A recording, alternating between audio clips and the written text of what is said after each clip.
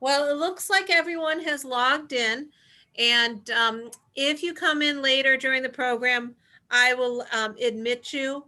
And if you get bounced out, I will admit you then too. We usually end, the program usually ends somewhere around 7:15 or so. So if you do log in after that and no one responds, it's because we've completed for the evening.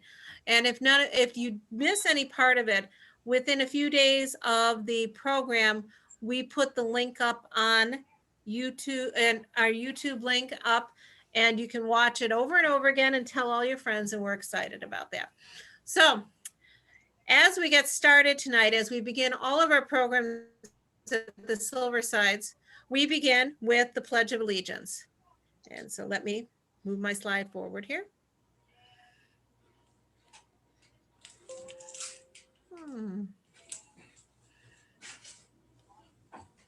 There we go.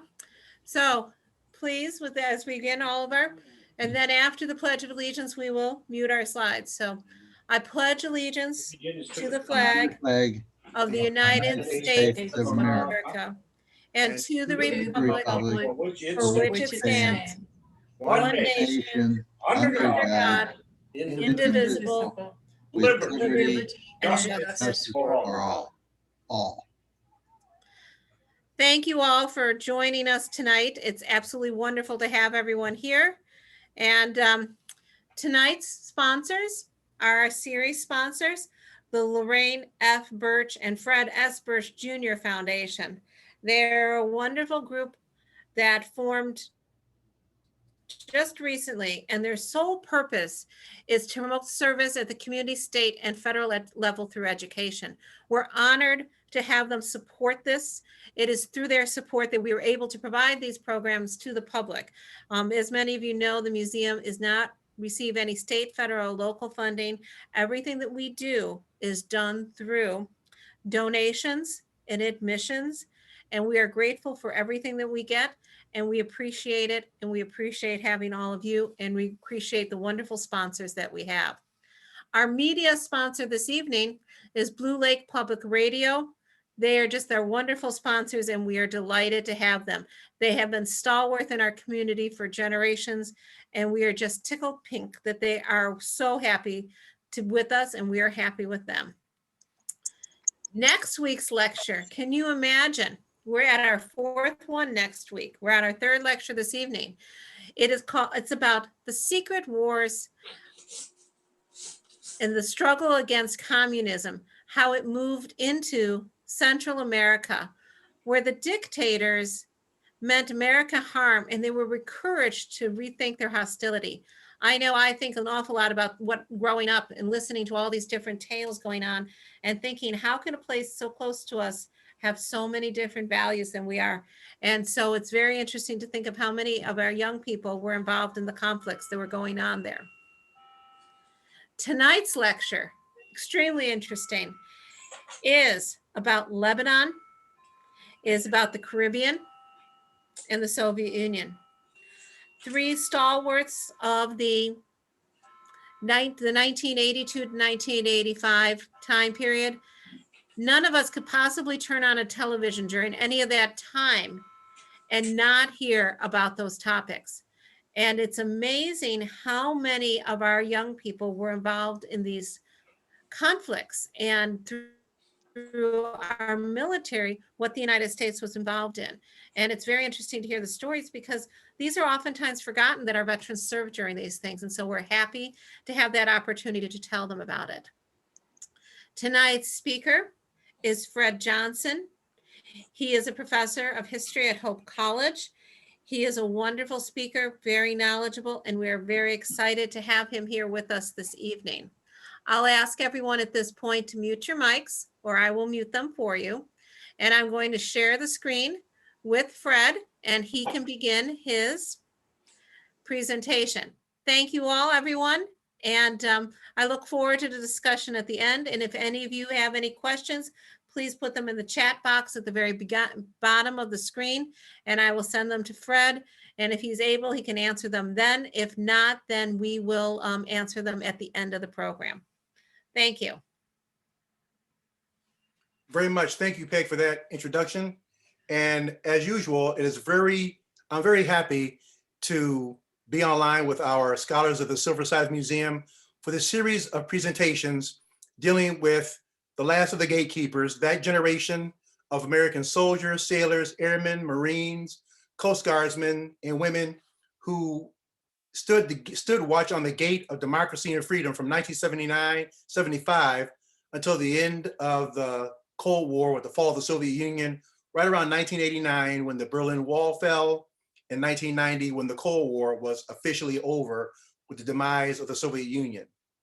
I'm calling this particular presentation this evening "The Enemy of My Enemy," because in the aftermath of Vietnam, and when the United States was trying to adjust to whatever its new role would be subsequent to the loss in Vietnam, and as the world tried to recover from the Vietnam War and what that meant for Europe and the NATO alliance, what it meant for the Soviet Union, what it meant for China, Sino-Soviet relations, and just as the international order began to reposition itself because of the vacuum that had been Vietnam, and suddenly it was just over.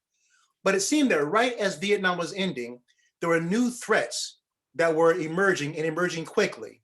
We mentioned last week that in the aftermath of Vietnam, there were a number of things that took place that were very troubling. And it seemed that just as Americans were getting to the point where they could finally begin to put Vietnam really in their rearview mirror, it had been a long struggle. It had been a costly struggle, costly in what they call in blood and treasure.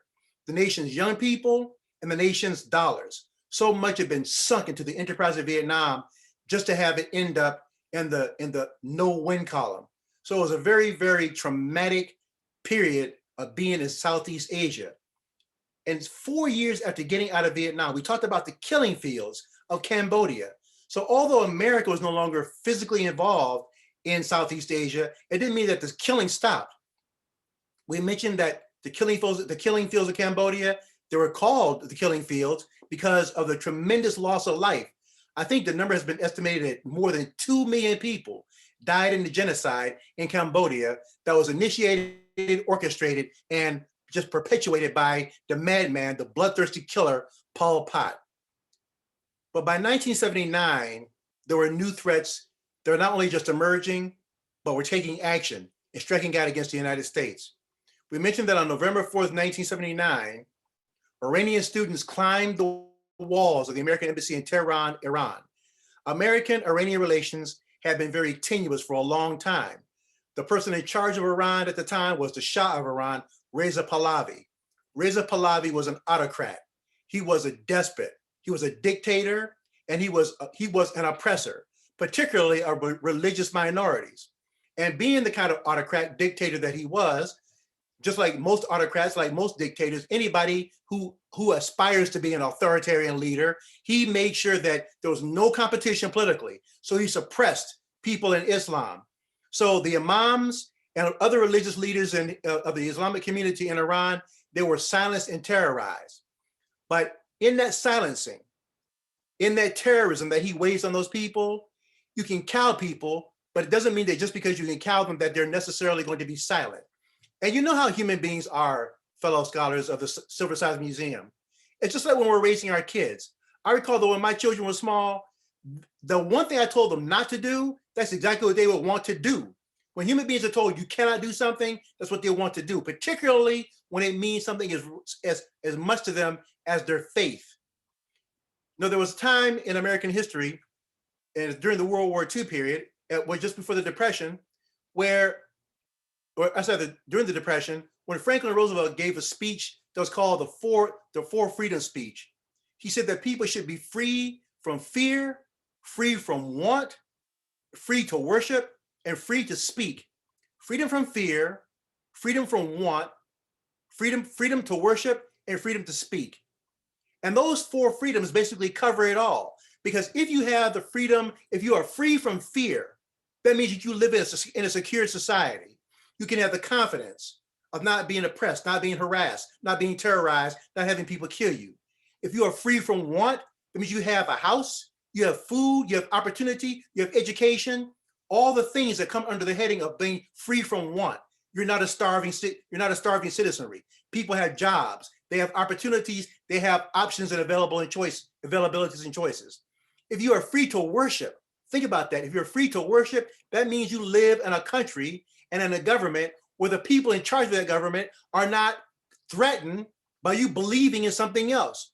There's room for you to have your system of government and your specific system of faith. And if you are free to speak, that means that you live in a government where the people in charge and the system is confident enough, it is open enough, it is tolerant enough so that different people with different ideas, sometimes which may be clashing, can still be free to speak their mind and not suffer for it. In Iran, people did not have freedom from fear. They did not have freedom from want. They were not free to worship, and they definitely were not allowed to be freely spoken. And for decades under the Shah, those building forces built up more and more and more until 1979, the bubble burst. And the people directed their anger, obviously at the Shah, but also at the United States, because the United States was one of the Shah's strongest allies. And for many Iranian people, they saw America supporting the Shah as making it possible for the Shah to be as despotic as he was. We saw the pictures. They're on the news every night. The humiliation of it all. Let me read real quickly here. 79, an angry mob of young Islamic revolutionaries overran the embassy in Tehran, taking more than 60 American workers hostage. They were angry at America for sheltering the Shah of Iran that the revolutionaries had basically driven out of the country. From the moment until they were seized, they were released minutes after Ronald Reagan took the oath of office. The crisis was a more concentrated effort by American officials and had more extensive coverage on television and in the press than any other event since World War II. Now, it may be hard to believe that, given what's been going on recently in our history about how could you possibly have more coverage than what we've been giving with the 24-hour news cycle. But don't forget, we're talking about 1979, and cable news was still not in its infancy, but nowhere near as mature as it is today. Then in December 1979, a month later, 1 month later, the Soviet Union invaded Afghanistan. Now, we saw this map the last time, the Soviet air and land route invasion. There was a Soviet-style government in Kabul, the capital, that was about to fall. And the Russians were not about to have one of their satellites, one of their puppet states, fall into the hands of anybody other than their communists who they wanted to support.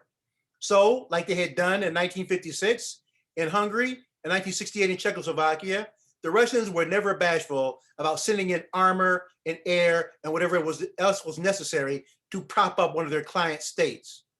So they invaded with tanks, soldiers.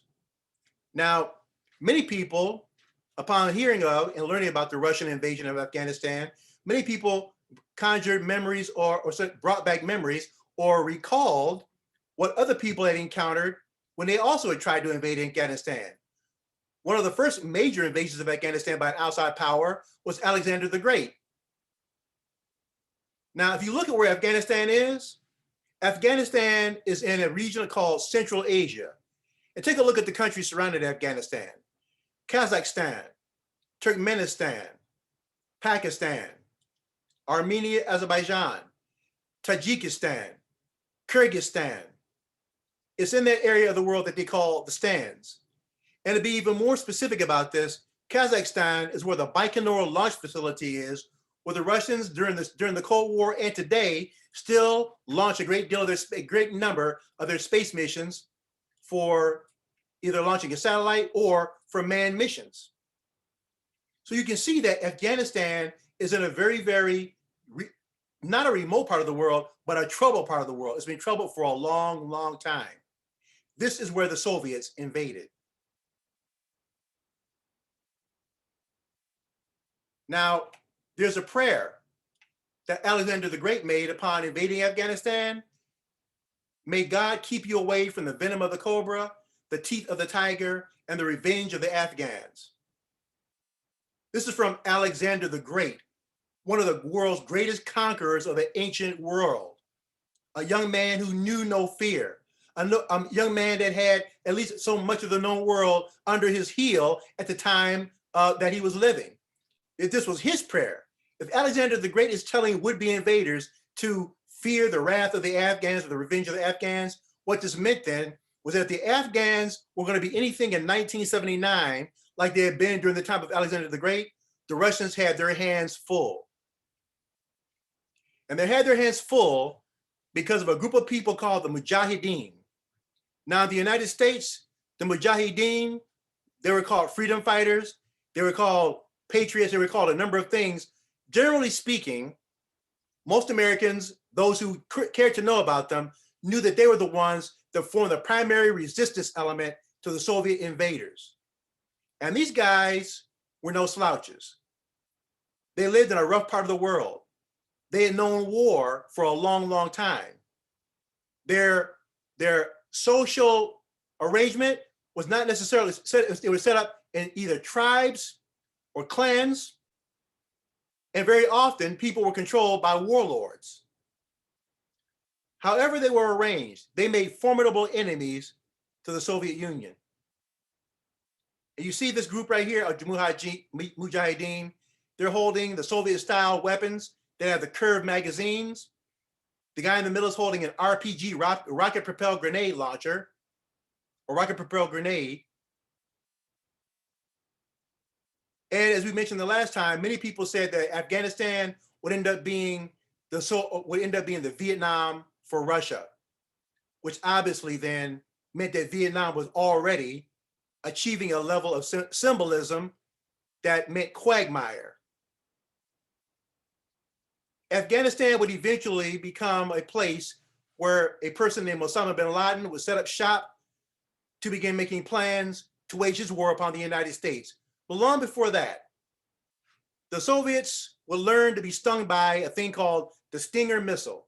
The Stinger was a shoulder-fired weapon designed primarily, obviously, to shoot down aircraft, and it proved to be especially effective for shooting down the much-feared MiL-24 Hind helicopter. I mentioned to you all the last time that the Hind helicopter, I remember when I was on active duty at Camp Lejeune, that whenever we went out and did field operations, we always referred to the Hind helicopter as a flying tank. It had the ability to carry at least 15 to 20 troops. It carried a good number of rockets. It carried Gatling guns. It carried all kinds of weaponry. This thing was truly a monster helicopter, flying machine, a killing machine designed by the Soviets for one thing, carnage and mayhem. But the Stinger missile could be carried. It was lightweight, and it was a heat seeker, which means that all it did, you put it on your shoulder, fire it, and then it just went for the hottest signal in the area and exploded in a proximity burst. And it was very effective in shooting down helicopter after helicopter after helicopter. Let me share something with you real quick.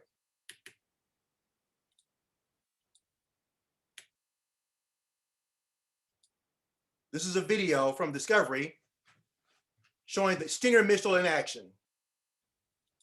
The CIA was supplying the rebels with the Stinger missile. Capable of hitting a moving target 5 kilometers away, it represented a massive threat.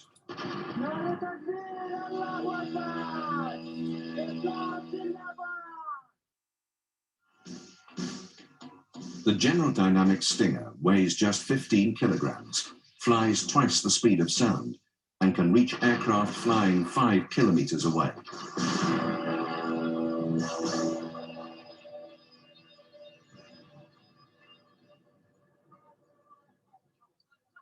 There was a perception in the CIA that the rebels were not technologically advanced enough to utilize such a weapon.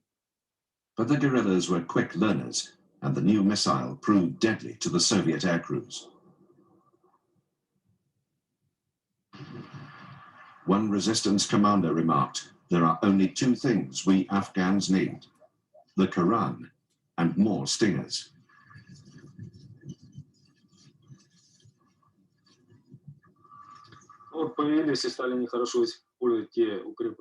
Well, you see, the basis for 10 years of war didn't change, and we used one and the same basis. So, however, you would change the routes leading out of the base and back to the base. The directions were still the same. So Mujahids built up fortified positions in the mountains on the general directions of our approach to the airfields and our routes leading the airfields. And especially when they got stingers, they had people literally sitting with stingers, and if not in a day, then in a month, at this particular point, an aircraft would appear and would be shot at. То есть в Фарахруде мы потеряли. Look, when, just as that individual said in that brief section of the video, when you have a military force that causes them to change where they're going to take off and how they fly out of a base, that meant then that the Mujahideen had seized the initiative and they were commanding the battlefield. So even though the Russians had the more destructive, high-tech weapons, the situation on the ground in reality was that the Mujahideen had forced the circumstances. They made the Russians change their tactics.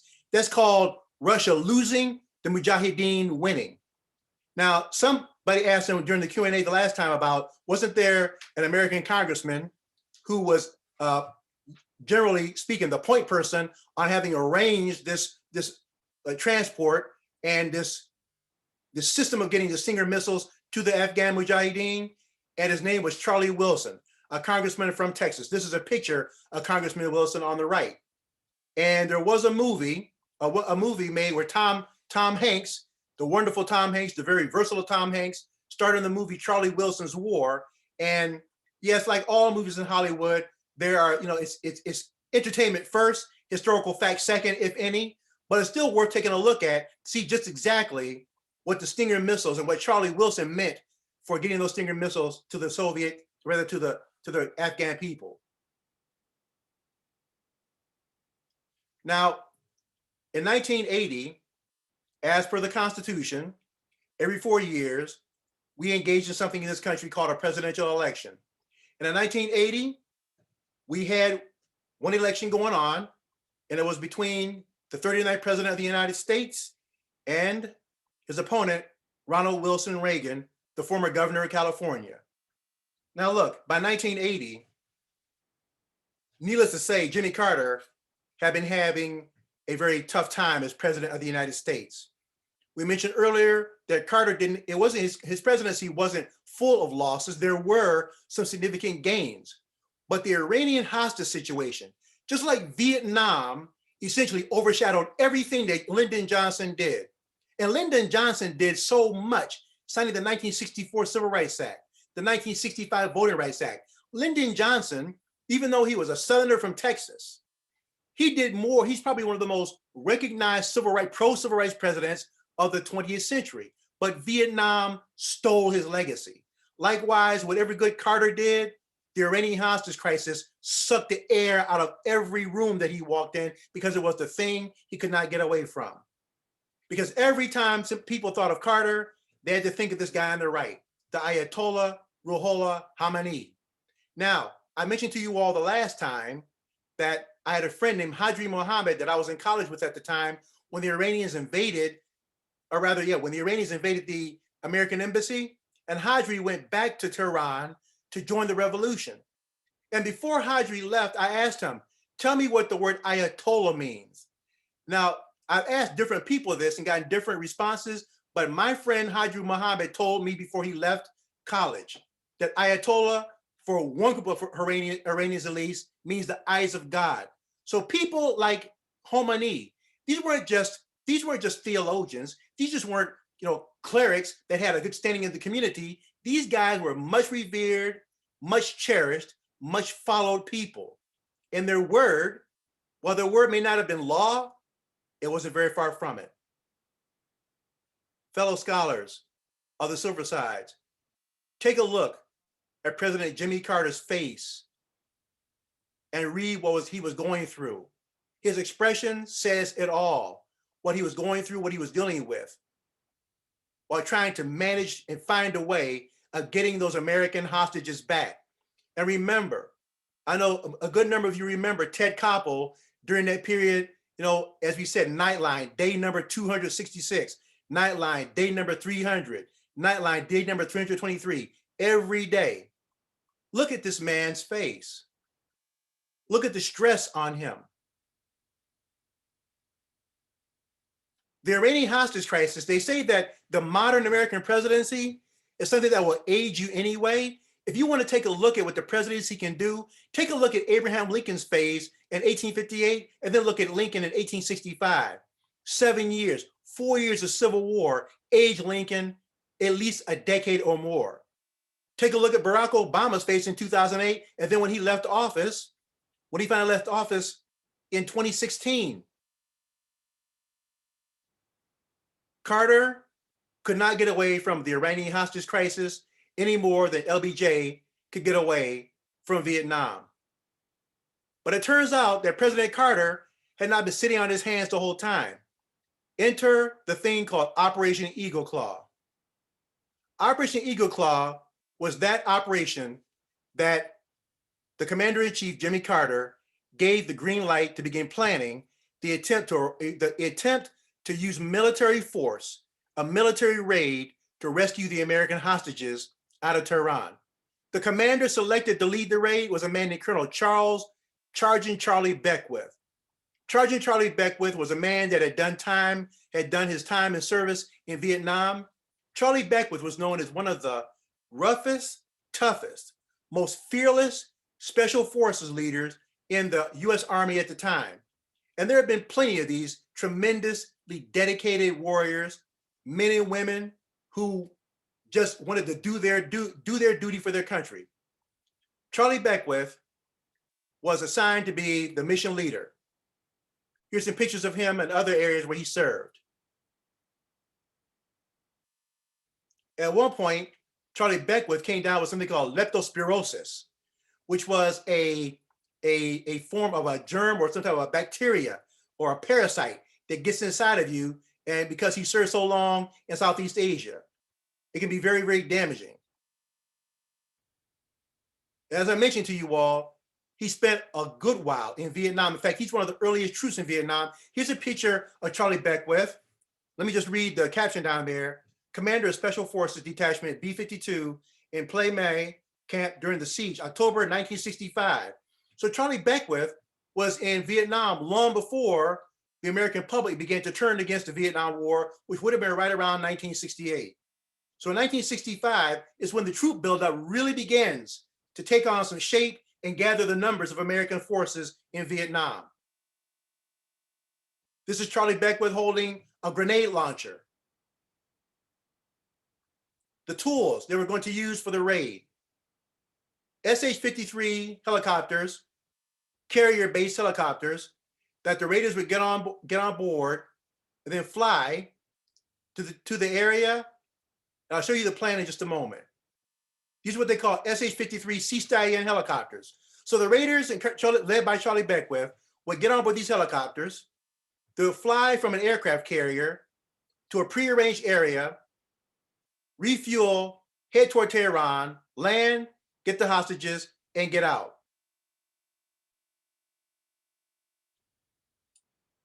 These are just some schematics of the CH-53.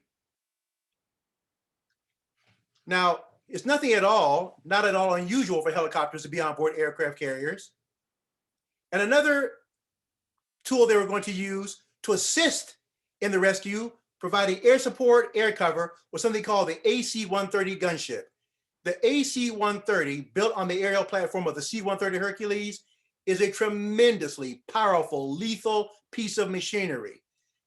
In a movie called Olympus Has Fallen, there's a brief clip that shows, again, it's Hollywood, but it is very reminiscent of what the actual gunship can do. Let me share that with you.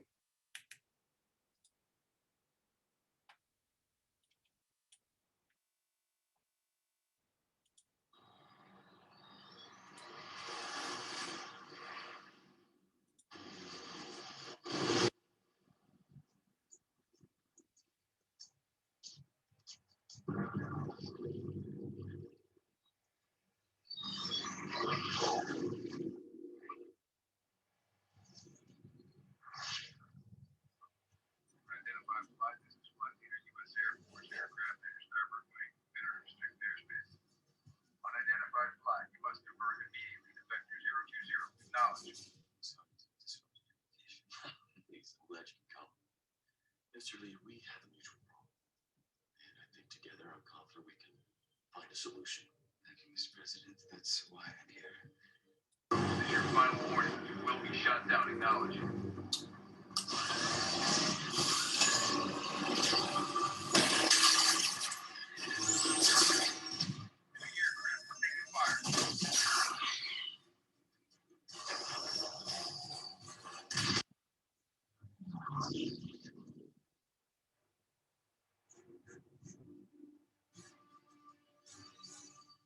Mr. Lee, I'm sure you can appreciate this. Sir, there's no intrusion. Please stand up. Let's go. Move. Yeah. Mr. Lee, please join us. That's not protocol, sir.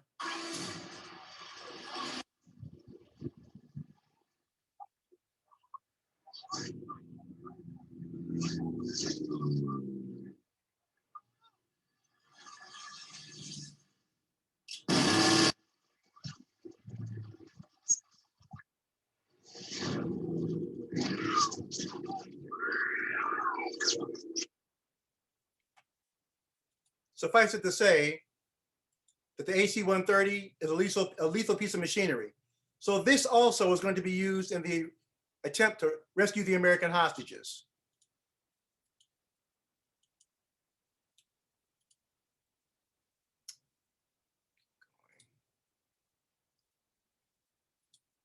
Here was the plan. As you can see from this map, the USS Nimitz was steamed close to Iran. The helicopters were to take off, flying with close air support by the C-130s. They were to rendezvous at a place called Desert One. From there, at Desert One, they would then proceed onto Tehran, get the hostages, and then make their way across the desert to Saudi Arabia, or to Kuwait, or to in the area of Saudi Arabia and Kuwait. It was reminiscent of another plan to rescue American prisoners of war at a place called San Tay in Vietnam in 1972. In the instance of what happened at San Tay in 1972, that plan went off about as perfectly as a military operation can go off. For those of you that have been in the military, you know that you can always plan an operation, but the moment that it begins, that's when the chaos begins as well. San Tay, as I mentioned, was about as perfectly executed as you could ever hope for something as complex and complicated as a rescue operation. The only problem with San Tay was this. By the time the American rescuers got there, the Vietnamese had moved the prisoners, so they weren't recovered. Likewise, when we get to Desert One, things were going well up to a point. Planning, they took off. There was an EC-130 that was there to provide them in-flight refueling. The result of Operation Desert Claw was a failed attempt.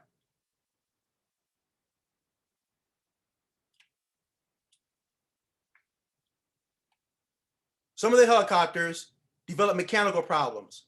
Those mechanical problems were not at all helped by the fact that helicopters have what they call a downwash. The rotor spinning around, there's a downwash, and it kicks up dust. And the dust that got into the turbines of the jet engines of the helicopters.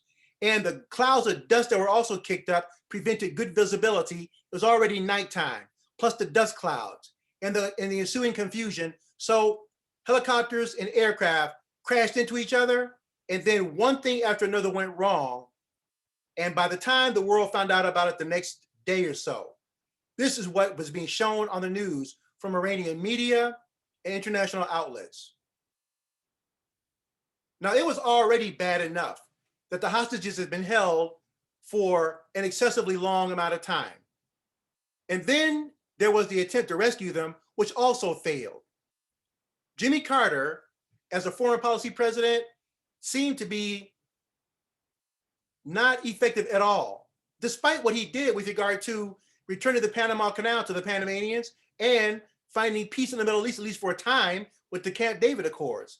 But as I mentioned, this thing, the Iranian hostage crisis, was taking all of the energy, all the air out of Carter's presidency.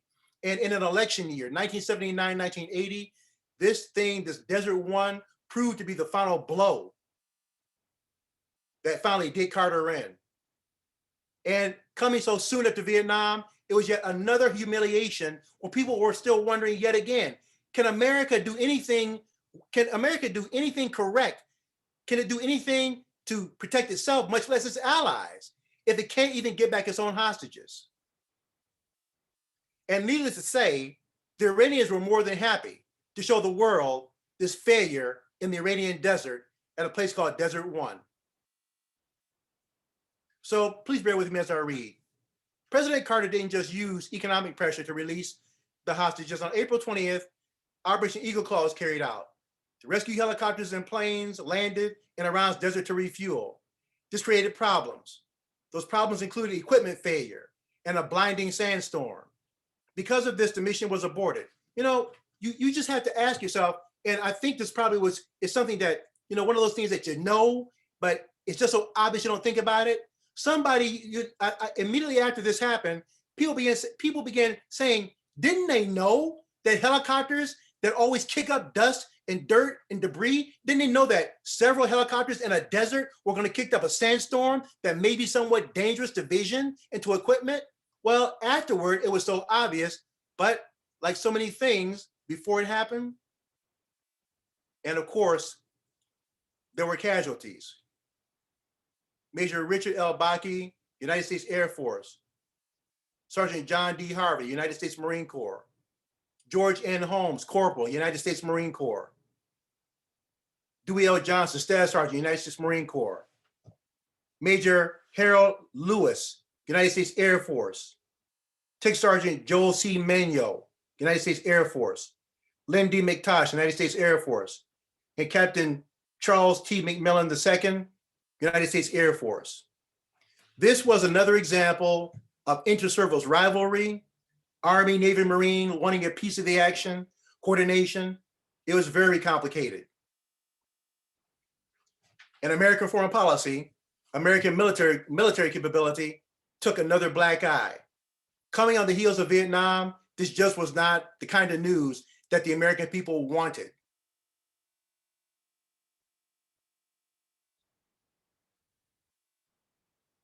And the other thing that caused many people angst, anger, bewilderment about President Carter's response to the Iranian hostage crisis was that in the 1980 Olympic Games, he decided that American athletes would not participate. So the Olympics, this supposedly non-political every 4-year event where nations could come together to compete for the good of humanity, to show human connectivity, human brotherhood and sisterhood, the Olympics became a tool in 1980. And the two presidential candidates, Ronald Reagan and Jimmy Carter, looking for re-election, met in 1980. And just as Vietnam defeated Lyndon Johnson, the Iranian hostage crisis contributed to the defeat of Jimmy Carter, and Ronald Reagan became president of the United States. As you can see from this New York Times headline, Reagan easily beats Carter. Republicans gain in Congress. And take a look at this from the Washington Star. Now, the Washington Star, when I was growing up in the DC area, the Washington Star was the competing newspaper with the Washington Post. The Star lost in the changes in the journalistic world and eventually went out of business. But at the time, the Washington Star was one of the two major newspapers in the DC area. And this headline says it all: loss blamed on hostage issue. Carter pollster says Iran developments had major impact, and they were absolutely right. So President-elect Reagan and his bride, Nancy Reagan, they won the election.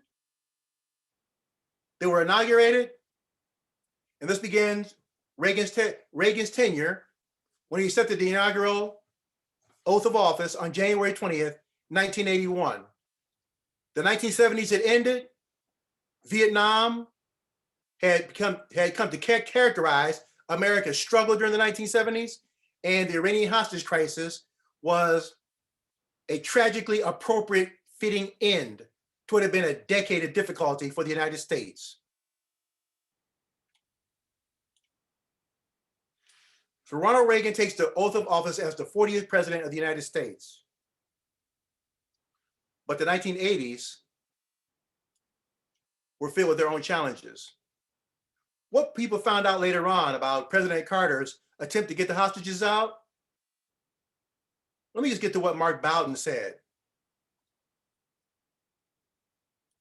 The hostages were released finally the following day on January 21st, the day Reagan was inaugurated.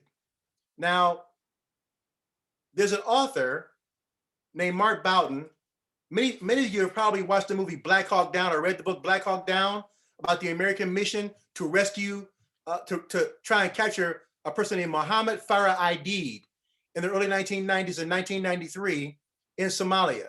Mohammed Farah Aidid was a warlord who was using United Nations food as a weapon and using it to starve his own people. And the American military mission in Mogadishu or outside of Mogadishu was sent in to try and capture him so that they could get his clan to release the food to the Somali people who were starving. So this Mohammed Farah Aidid was another one of these dictatorial kind of individuals that was only interested in power and his own self-aggrandizement, that was willing to let people starve. And Mark Bowden, the author, wrote Black Hawk Down, which was turned into a movie. Now, he also wrote this book, Guest of the Ayatollah, the first battle in America's war with militant Islam, which was about the Iranian hostage crisis. And there was another book written by Gary Sick about the October surprise. Now, from Mark Bowden's book, let me share with you this. According to Mark Bowden's book, Guest of the Ayatollah, which painstakingly chronicles the hostage negotiations and release, is that the Iranian regime hated Jimmy Carter. He had become fixed in the Iranian public imagination as the personification of the great Satan that would be America itself. So Bowden wrote, Iran had timed the release of the hostages to deprive him of the final satisfaction of announcing the negotiation success. Gary Sick, who was Carter's chief aide on Iran during the hostage crisis, claimed in his book, October Surprise, that Reagan's campaign manager, William Casey, Bill Casey, the former head of the CIA, reached out to the Iranians to ask them to delay releasing the hostages until after the November elections. But even if that did happen, and it's worth noting that Sick, as a Carter administration official, had reason to be bitter toward Reagan's campaign staff. So what the observation here is saying is that we know that when they were released, and that Gary Sick had a reason to maybe, I don't know what, to have a vested interest in how things turned out. There's little evidence that Casey's overtures would have actually affected the timing of the release.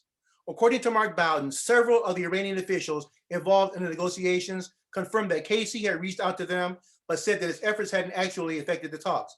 Carter was so unpopular in Tehran that the regime didn't need any further incentive to torpedo his electoral chances.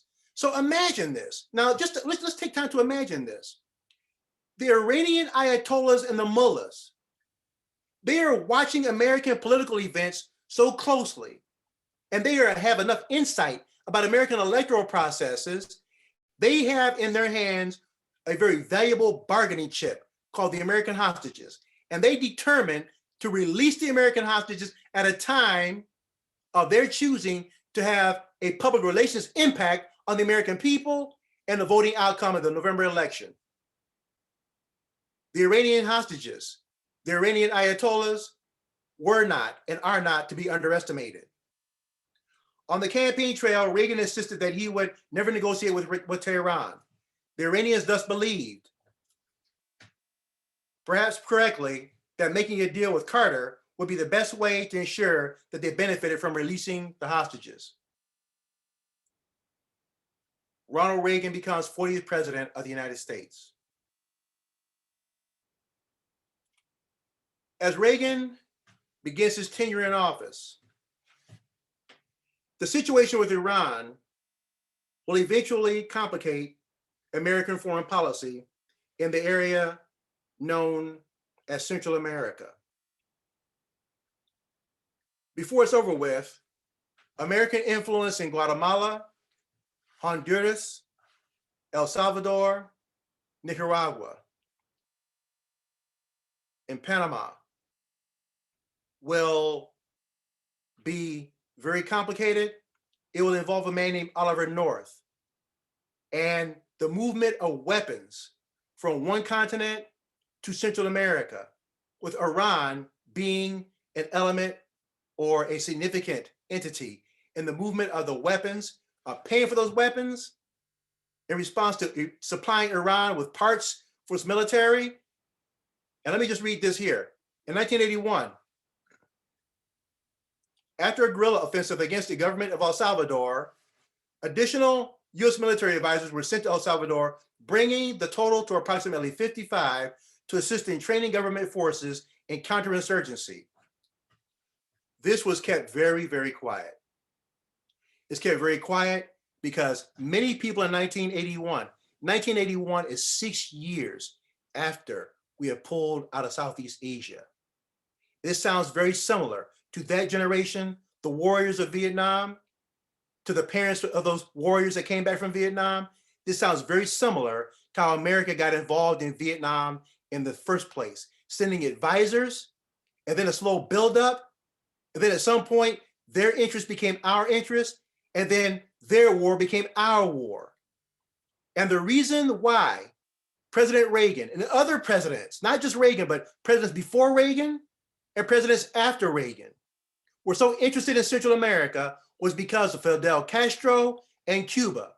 Just like John F. Kennedy in 1962 was not going to allow the Cubans to have Russian missiles on Cuba aimed 90 miles at the American mainland, Fidel Castro's Cuba has been and continued to be the thorn in the side of American presidential administrations ever since 1959, when Castro ousted Fulgencio Batista and double-crossed Dwight Eisenhower in the process. So Reagan and no other American president was going to allow another Cuba, if you want to put it like that, in the Americas, and for many policymakers, not in our backyard. So those 55 advisors were sent to assist in training government forces in counterinsurgency. And the number grew, and the number grew, and the number grew. Before it's over with, America will have advisors in Guatemala, El Salvador, Honduras, and Nicaragua. In 1977, another part of Carter's legacy is this. There was a movement called the Sandinistas, led by a man named Daniel Ortega, which started to overthrow the Somozas, which had been in charge of Nicaragua for decades. The Somozas were landowners, they were oppressive, and so it was supposed to be a people's movement designed to gain freedom, of course. Now, Daniel Ortega was a socialist, and like many socialist dreams, the thing that was supposed to be designed to bring freedom and liberty and opportunity to the people fell by the wayside. But all these things were happening as Reagan took office. And then also too, there were difficulties starting in the Middle East, particularly with the nation of Libya, particularly with an event, the Gulf of Sidra. We're running out of time, so let me go ahead and get to this. And also, with regard to Iran and Iraq. Now, by 1980, in 1981, let's just say that the hatred between the American government and the Iranian government was fully matured. No love lost between the two of those. And Reagan is elected in 1980. He'll be re-elected in 1984. And there's a building hatred between the Iranians and the Iraqis. Let me add this. Iran, the dominant religion in Iran, of course, is Islam, but it's Shiite Islam. Whereas in Iraq, there's Sunni. So Shiite Muslims and Sunni Muslims. There's not a whole lot of love lost between those two different groups. And the building tensions between the Sunnis and the Shiites particularly as the Iranians wanted to assert themselves as a dominant force in the region of Central Asia and eventually the Middle East. Drew the attention of the Iraqis, and as it drew the attention of the Iraqis began to resist, and of course their resistance meant that they needed help. So they started getting American help. This is what I meant by the enemy of my enemy. My enemy, the United States, I'm the United States, and my enemy was Iran. Their enemy was Iraq. So therefore, the enemy of my enemy became my friend. And America eventually ended up supporting a guy named Saddam Hussein.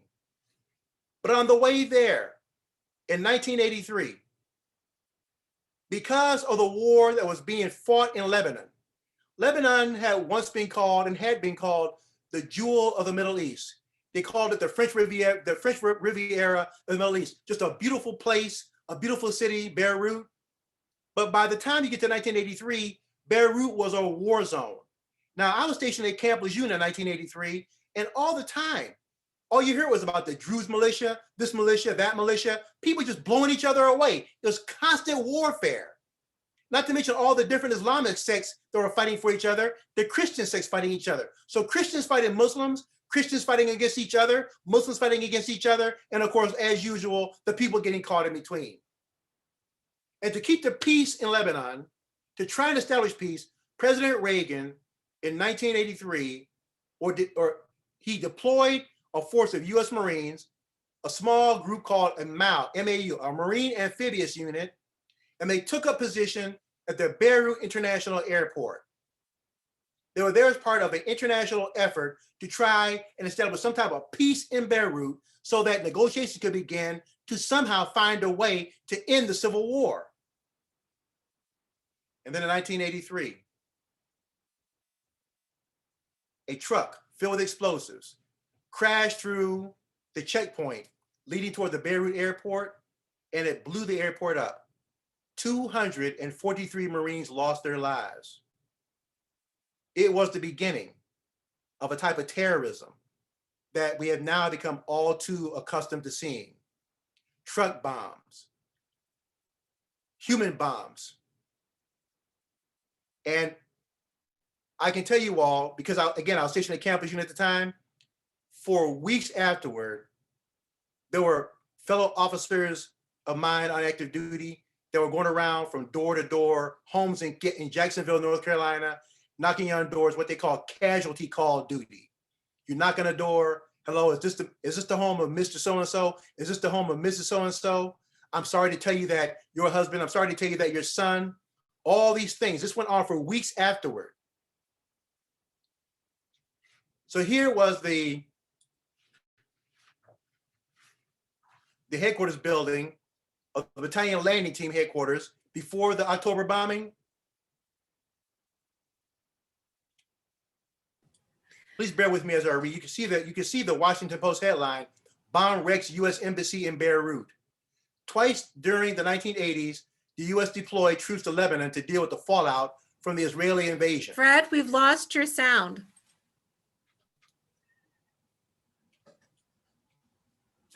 Can you hear me now, Peg?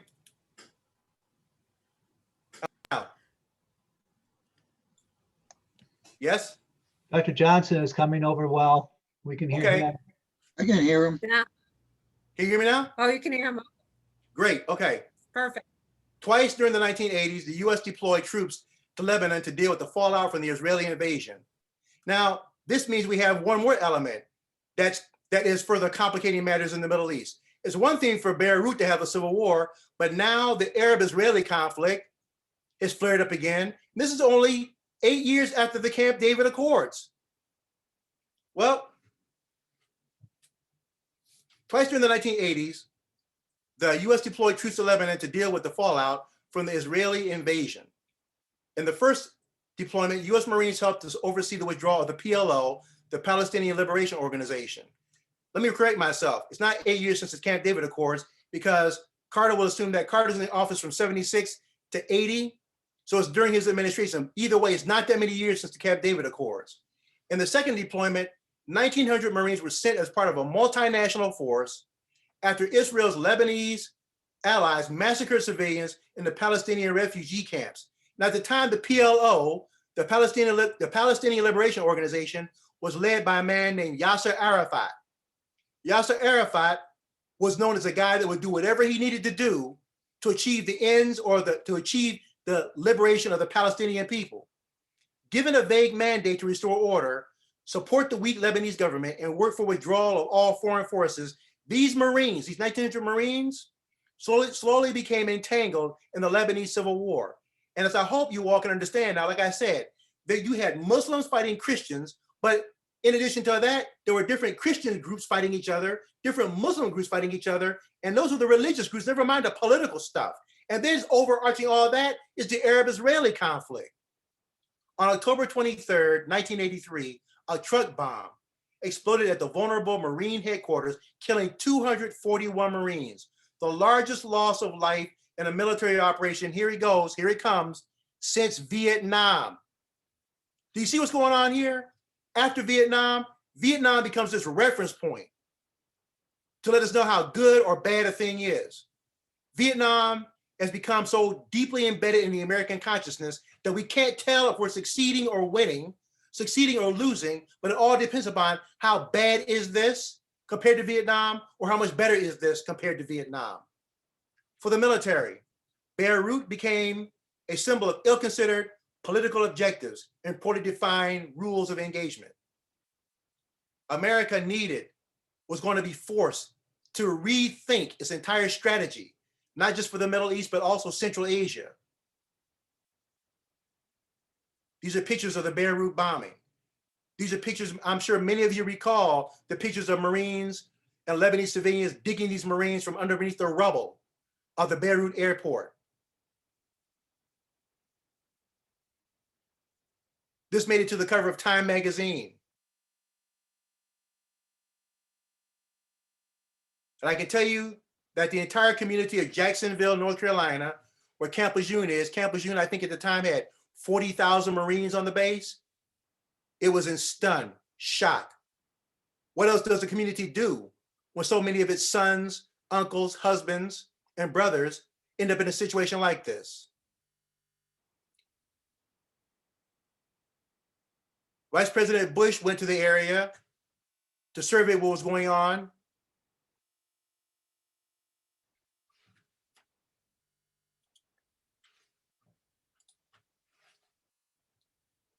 This political cartoon sums it up in a very nice way. You see this officer's hat here with the eagle, globe, and anchor, the symbol of the United States Marine Corps. And it said, "Blessed are the peacemakers, for they shall be called the children of God," Matthew 5:9. On this occasion, the Marines have been sent there as part of a multinational force to try and keep the peace. And here you see President Reagan and Mrs. Reagan looking at some of the bodies that were flown back to Dover Air Force Base, which usually is a place where America's dead are flown back to the United States, and they end up at Dover Air Force Base first before they're sent on to their final resting place, either at Arlington or wherever the family chooses to have them. And the different statues and memorials that were erected for these Marines in Beirut. Fellow scholars of the silver side, think about how fast this is. When that embassy, or when that Beirut airport blew up in 1983, it had been barely 8 years since America had been last involved in Vietnam. Now it's in another part of the world, thousands of miles away. The Iranian government has been taken over by the Ayatollahs. They hate our guts. The Arab-Israeli conflict we thought it was resolved with the Camp David Accords. It clearly has not been resolved. And in the meantime, it looked like the world was on fire and becoming more so. We didn't know it, but we were going to soon find ourselves in some direct competition with the Islamic world. And we would also find ourselves getting more deeply involved in the Caribbean, not just Central America, not only there, not only Honduras, not only El Salvador, not only Guatemala, not only Nicaragua, but also in Costa Rica, but also another island will become very, very, just like Cuba, another island will become very important to us. It was the island of Grenada. And again, Grenada, where there will be the fear, the worry, the concern that another socialist foothold will be established in the Caribbean. One more time, America, no administration was going to allow a repetition of Cuba or any nation that desired to be something like Cuba to be that close to America's territorial, the nation, its waters, or anything else in the hemisphere if it could be helped. And all the while, there's this also hanging over so much of the nation as both a cultural reality, as a psychological reality. Again, people were still trying to wrap their mind around what had happened in Vietnam. Let me close with this. This is from Is Hollywood. And as I always tell my students at Old College, look, Hollywood's first objective, its first duty is to entertain people. All right. People pay money to go watch movies. They want to be entertained. They want to escape for a minute. But it doesn't mean that we can't gain lessons. And from the movie Rambo, where Sylvester Stallone plays a Vietnam veteran that comes home, yes, it's over the top. Yes, it's not real. Yes, there's a whole lot of entertainment value. But there is one part at the very end when this Vietnam veteran who's suffering from post-traumatic stress disorder makes a speech. And so much of it sums up what must have been the reality for so many people still trying to understand what happened. They gave their life and their youth to Vietnam and came back to hostile welcomes, if you can call them welcomes. The screenwriters, I think, say it accurately. It's over. Nothing is over. Nothing. You just don't turn it off. It wasn't my war. You asked me, I didn't ask you. And I did what I had to do to win, but somebody wouldn't let us win. And I come back to the world, and I see all those maggots at the airport protesting me, spitting, calling me baby killer and all kinds of vile crap. Who are they to protest me, huh? Who are they? Unless they've been me and been there and know what the hell they're yelling about. It was a bad time for everyone, Rambo. It's all in the past now. For you! For me, civilian life is nothing. In the field, we had a code of honor. You watch my back, I watch yours. Back here, there's nothing. You're the last of an elite group. Don't end it like this. Back there, I can fly a gunship. I can drive a tank. I was in charge of $1 million equipment. Back here, I can't even hold a job. Fucking guys!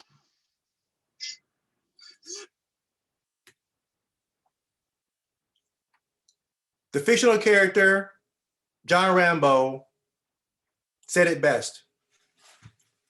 Nothing is over. For combat veterans from Korea, combat veterans from Vietnam, combat veterans from the first Operation Desert Storm in the early 1990s, the second Gulf War, the current conflict in Afghanistan and Iraq, no veteran, those women and men that go to do their duty for the service of the United States. And every generation, they've done it without question. They've done it to the best of their ability. And sometimes people have sent them to do it for the worst reasons, but they've gone anyway.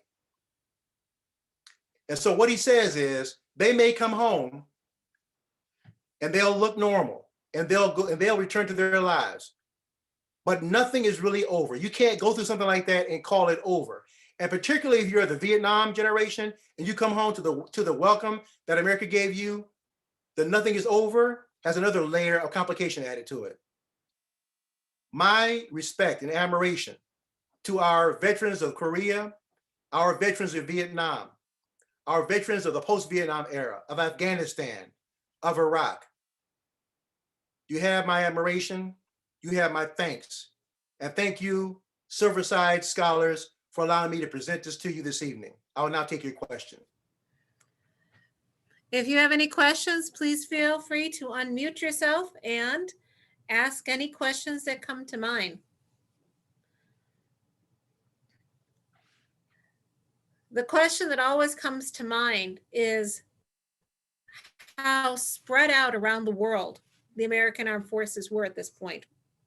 There's not one center of attention where the United States can kind of rally behind or get behind, because our young people were spread out everywhere. And there's not one common thing that we can have on the nightly news to say, let's support our veterans or anything like that, because they're so completely spread out. And you know what, Peg? It's also good to remember that while all this is going on, while we're in Vietnam, while we're in, while we're in, in Beirut, while we're in all these other different places I mentioned this evening, and eventually going to be in Grenada, we still have troops stationed by the thousands in Germany. We had troops by the thousands still stationed in Korea. So we had troops by the thousands in Japan, in Okinawa, and also in Spain.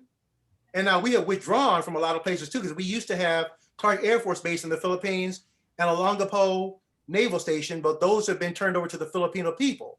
But American military presence around the world was a key element in keeping the peace in what was called the Cold War.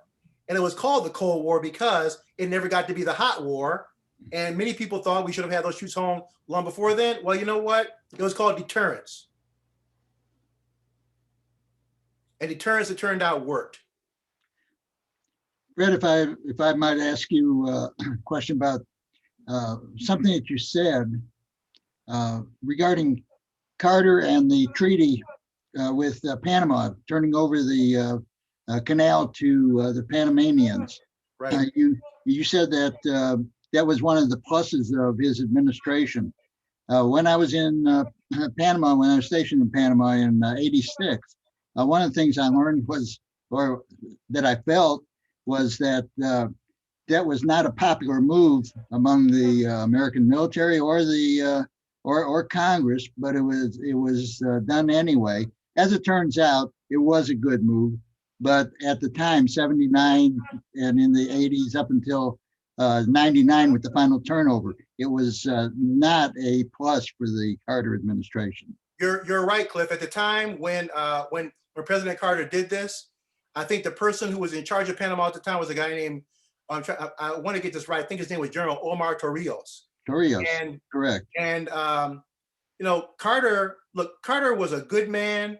He in his post-presidential years, he's gone on to show that he's just this prince of a human being. But you're absolutely right. At the time, the American military, because the Panama Canal then and now is a significantly necessary strategic area particularly for the Navy, obviously, for being able to deploy to the Pacific or the Atlantic Oceans.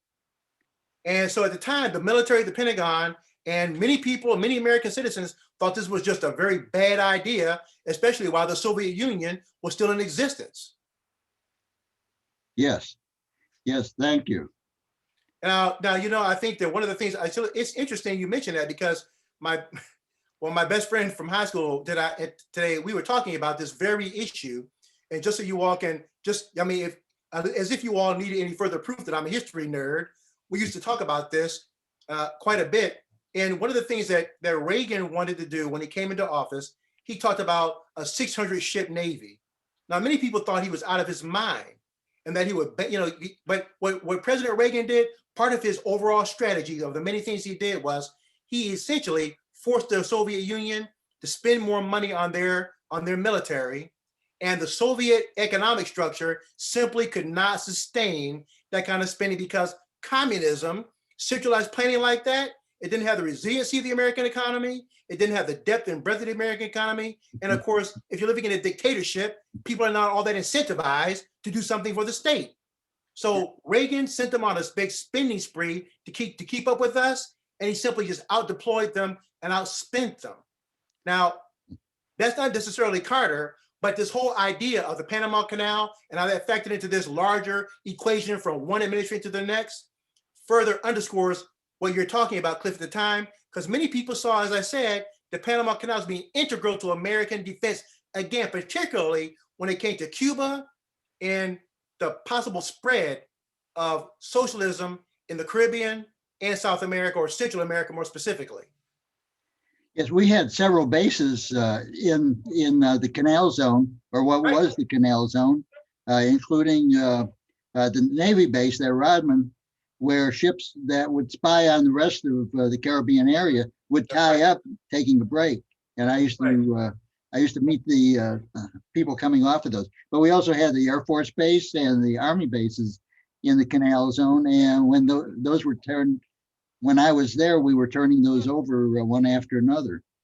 And you know what? I mean, maybe you can correct me, but to my knowledge, the U.S. military still uses those facilities, uses the Canal Zone for training its troops, just like they do for escape and evasion training, Yeah. survival training in Well, Florida. we used to have Fort Sherman, which was used for many years. But part of the treaty was we would not station regular troops there. Reservists were free to come as long as it was an approved mission.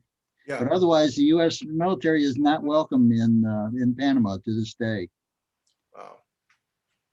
Well, you know, there's a lot of if you're interested, there's a book entitled Inevitable Revolutions by a wonderful historian named Walter Lefebvre. His last name is spelled capital Lafeber. Walter Lefebvre. He's one of the, I think he's taught at University of California at Berkeley, I believe it was. But either way, Dr. Lefebvre was for many years, many decades, the go-to historian for American foreign policy, particularly when it came to South America and Central America. And his book, Inevitable Revolutions, well, let's just put it like this. It doesn't make American foreign policy in Central America look too good. Yeah, I'm sure. Do we have any other questions or comments before we wrap it up this evening? Well, I hope you all, I have been having so much fun presenting this. So thank you so much for my fellow scholars of the Silver Sides presentation series. I'll look forward to next week's session. You're going to spend more time on Central America in the 80s. Yes, and yes. I'll look forward to your comments. Libya, the problem with Muammar Gaddafi, and also Saddam Hussein and Saddam Hussein in Iraq and the Iranians. Very good. well, thank you all for attending. We look forward to seeing you next week. And please invite your friends. We're happy to have them. And we're excited that these types of series serve the mission of the museum because, as I said before, our mission is simple: to honor the veteran through education and preservation. And it's very hard to honor someone if you don't know anything about the time that they served in and where they served at. And so we're delighted to have this, and we're delighted to have each and every one of you here tonight. And we look forward to seeing you again next week. Thank you both. Thank you. You all have a great evening. Thank you, Fred. You're welcome. Take care. Yeah, thank you, Fred. Thank you.